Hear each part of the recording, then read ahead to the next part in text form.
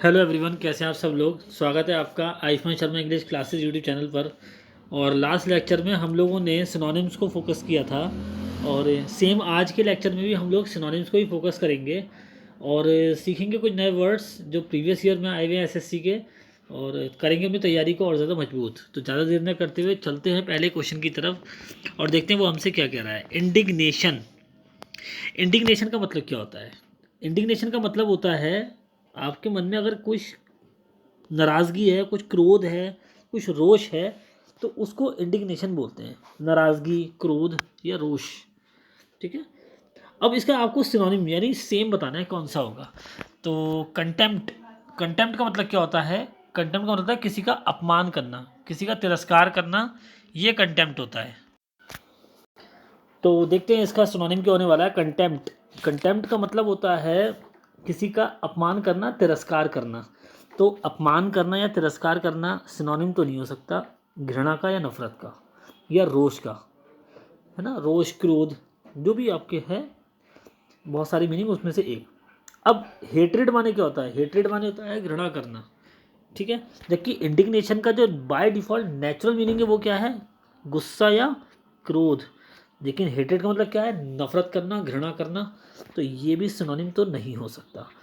Disapproval. Disapproval माने होता है अस्वीकार करना, नापसंद करना, या किसी चीज़ को मतलब अपनाने से मना कर देना, रजामंदी नहीं देना, अस्वीकार करना।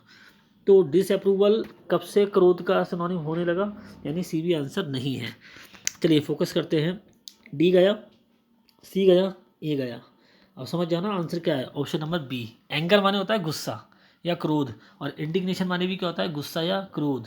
तो सेम सेंस में यही इसका आंसर होगा। Option number B is the right answer for question number 86। 87। Acronym.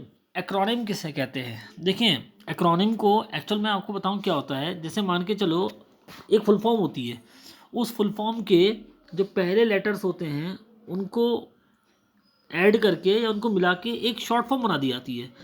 For example आपके सामने अभी रिसेंटली आईपीएल अगर चल रहा है तो उसी का एग्जांपल मैं आपको देता हूँ कि आपने एक फुल फॉर्म थी Indian premier league. Indian premium league. अब इसमें क्या करा? इंडियन का आई, प्रीमियम का पी या प्रीमियर जो भी है, और लीग का एल, इन तीनों को पकड़ा और एक नई फॉर्म बना दी। क्या बोला आपने से? I P L. तो आईपीएल ये जो वर्ड है एक्चुअल में ये शॉर्ट फॉर्म है किसकी? इंडियन प्रीमियर लीग की। तो ये आईपीएल क्या है? Acronym of Indian premier league. एक एग्जाम्पल से और समझते हैं। आपके सामने एक टीम है सी एस के। सी एस के। अब इसकी फुल फॉर्म क्या है? Chennai super Kings. ठीक है। तो चेन्नई सुपर किंग्स अगर इसकी फुल फॉर्म है तो चेन्नई सुपर किंग्स का एक्रोनिम क्या हुआ? सी एस के। यानी आप समझ सकते हैं सी एस के का मतलब क्या होता है। किसी भी एक बहुत बड़े वर्ड का जो शॉर्ट फॉर्म होती है, जो उसके इनिशियल शुरुआती लेटर्स को मिला के बनती है, उसे एक्रोनिम बोलते हैं। ठीक है। तो एक्रोनिम का मीनिंग क्या होगा? ए वर्ड विथ टू और मोर मीनिंग्स। यानी एक ऐसा शब्द जिसके दो या दो से अधिक मीनिंग हो। बिल्कुल नहीं, ये तो नहीं होने वाला। ए वर्ड ऑफ न्यू क्वाइनेज, मतलब नए तरीके का कोई एक नया वर्ड। नहीं जी, ऐसा नहीं है। A word found by the initial letters of words. देखा, एक ऐसा वर्ड जो बनाया गया हो शुरुआती लेटर्स से किसी भी वर्ड्स के, तो उसे बोलेंगे एक्रोनिम। यानी option number C is the right answer. D में क्या है? A word of picturesque effect. A word of picturesque effect, मतलब एक ऐसा वर्ड जिसमें से शब्द अपने आप बोलते हो, बयां करते हो। ऐसा तो नहीं है ना। तो ए गया, बी गया, डी गया। Option number C is the right answer. The word formed by the initial letters of words. ठीक है। तो शुरुआती लेटर्स को मिला के जो एक शॉर्ट फॉर्म बनाई जाती है किसी भी एक बड़े वर्ड की, उसे बोलते हैं एक्रोनिम। नेक्स्ट वर्ड पे आते हैं हम, देखते हैं मेटिकुलस। मेटिकुलस माने होता है सतर्क, सावधान। ठीक है। तो देखते हैं इसका सिनोनिम क्या होगा। तो हमने मेटिकुलस को क्या बोला? अपने आप में क्या? सावधान, अलर्ट, सतर्क, ये मेटिकुलस है। अगर मेटिकुलस का मतलब सावधान या सतर्क है तो इसका सिनोनिम क्या होगा? देखिए करेज माने क्या होता है? करेज माने होता है हिम्मत, साहस। और हिम्मत कहो या साहस कहो, कम से कम सतर्क का सिनोनिम तो नहीं है। एग्रीमेंट, एग्रीमेंट माने होता है समझौता, तालमेल। तो मेटिकुलस माने क्या था? सतर्क रहना, सतर्क, सावधान। तो एग्रीमेंट यानी एक समझौता, इसका सिनोनिम तो नहीं हो सकता। इंटरफियर माने होता है हस्तक्षेप करना, आपस में, मतलब हस्तक्षेप करना, बीच में टांग अड़ाना, जो भी कहो, बीच में बोलना, टोकना, जो भी है। तो इंटरफियर कब से सावधान का सिनोनिम हो गया? यानी ए गया, सी गया, बी भी गया, तो बचा क्या? Option number D. केयरफुल माने होता है चौकन्ना रहना, सतर्क रहना। तो केयरफुल माने भी क्या है? सतर्क। और मेटिकुलस माने क्या है? सतर्क। तो यही तो इसका सिनोनिम है। तो 88 का सही आंसर क्या है? Option number D, careful is the right answer for meticulous. Rescind, rescind माने क्या होता है? रेस्काइंड माने होता है रद्द करना, किसी चीज़ को रद्द कर देना क्या होता है? रेस्काइंड होता है। या फिर उस पर पुनर्विचार करना, फिर से देखना, इस टाइप से इसके मीनिंग हो सकते हैं। तो रेस्काइंड का मीनिंग हमने क्या निकाला? किसी भी चीज़ को रद्द करना, है ना, रद्द करना, समाप्त करना, वापस ले लेना, खंडन करना, ये होता है। अब चेंज माने होता है बदलना, परिवर्तन करना। तो चेंज का मतलब अगर बदलाव है, परिवर्तन है, तो बदलाव या परिवर्तन रद्द करने का सिनोनिम कैसे हो गया भाई?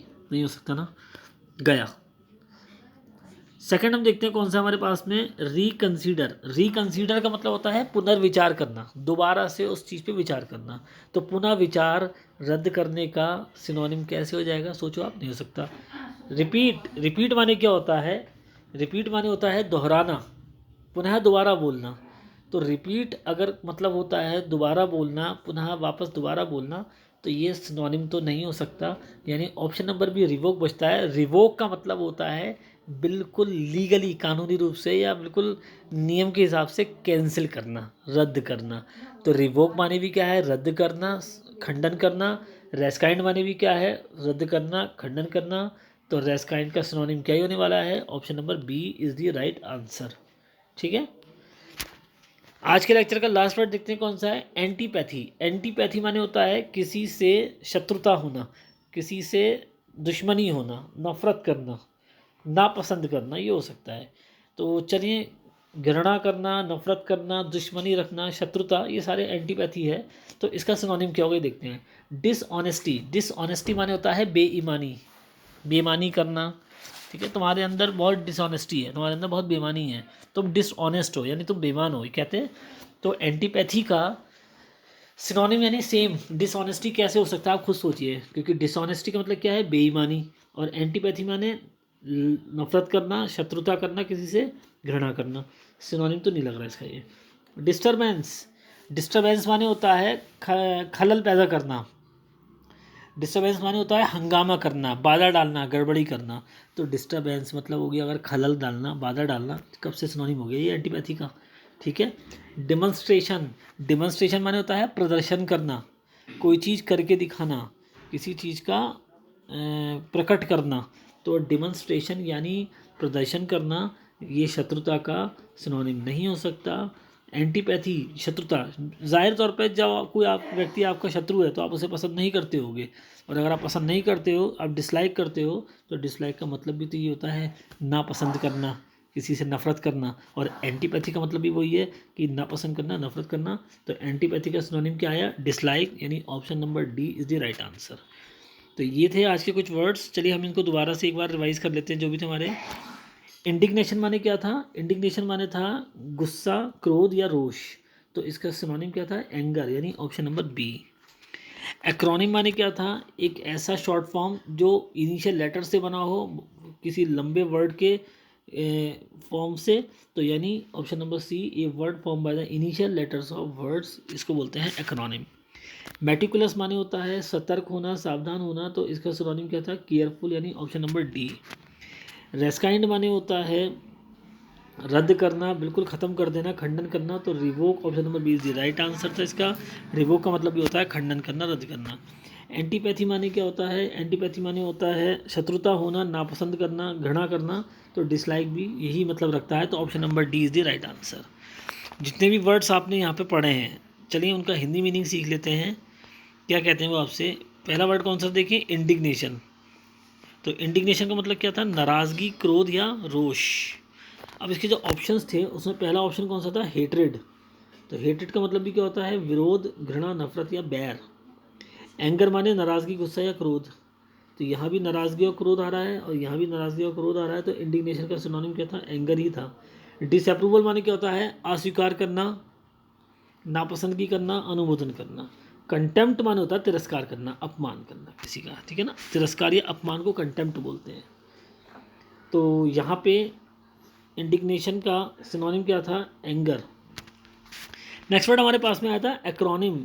एक्रोनिम का मतलब होता है अधिवर्णिक शब्द, यानी परिवर्णी शब्द, शॉर्ट फॉर्म। किसी भी एक बहुत बड़े वर्ड के स्टार्टिंग के इनिशियल लेटर्स को मिला के बनाई गई शॉर्ट फॉर्म को क्या बोलते हैं, एक्रोनिम, यानी अधिवर्णिक शब्द या परिवर्णी शब्द। मेटिकुलस माने क्या होता है, सतर्क, अति सावधान एकदम, एक ऐसा इंसान जो बहुत सावधान है। इंटरफियर माने तो दखल देना या हस्तक्षेप करना होता है। करेज माने हिम्मत, साहस या हौसला है।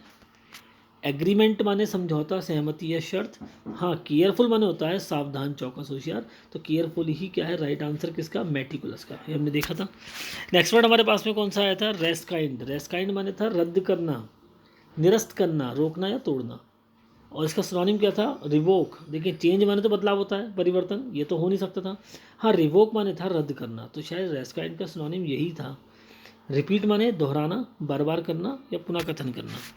और रिकन्सीडर माने, कंसीडर माने होता है विचार करना, और उसमें री लगा दिया तो दोबारा हो जाएगा ये, यानी पुनर्विचार, दोबारा करना, फिर से सोचना। ये हो गया आपका रिकन्सीडर, ठीक है। एंटीपैथी। एंटीपैथी माने होता है शत्रुता या घृणा या नफरत। डिसऑनेस्टी माने धोखा, बेईमानी। डिस्टर्बेंस माने हंगामा या बाधा। डिमॉन्स्ट्रेशन माने प्रदर्शन करना, प्रकट करना। और डिसलाइक माने होता है घृणा, नफरत। तो एंटीपैथी माने अगर नफरत है, घृणा है, तो उसका सिनोनिम क्या हो जाएगा, डिसलाइक हो जाएगा एंटीपैथी का, ठीक है।